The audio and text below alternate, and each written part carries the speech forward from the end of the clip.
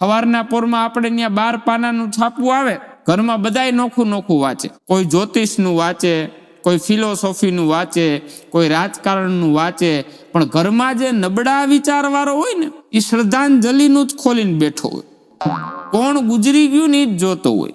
એના નો તો છાપાનો ઘા કરે, આજ 2.5 રૂપિયા પડી ગયા. હવે તારા ગુજરી જાય તો જ તુને મજા આવે. એક ભાઈએ તો ફોન કર્યો કે કઈ રીતે ગુજરી ગયા? ઓલો કે ગુજરી નથી ગયા, હરખું વાંચ, અમેરિકા ગયા છે. એને એમ કે ફોટા આવતા હશે બધા ગુજરી જ જતા હશે. ગુજરી જાય એમાં શ્રદ્ધાંજલિમાં એવું લખે, હમણાં 105 વર્ષના બાપા ગુજરી ગયા. નીચે લખ્યું તું ફૂલ ગયું ને ફોરમ રહે. મેં કીધું 108 વર્ષનું ફૂલ, આમાં એમ લખો ઝાડ ગયું ને જગ્યા થઈ. 105 વર્ષનું ફૂલ તો આ કડી ક્યાં સુધી છે?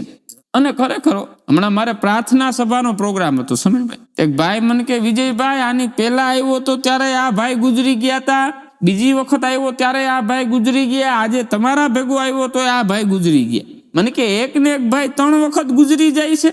પછી મેં એને કીધું ગુજરી ગયા એનો ફોટો તો અહીંયા નીચે માર્યો છે, આ હોલ વાળાનો છે. હોલ વાળાનો ફોટો જોઈને એમ કે વારે ઘડી આ ગુજરી જતો હશે. ખરેખર સમજાઈ જાય એનો જ આનંદ છે.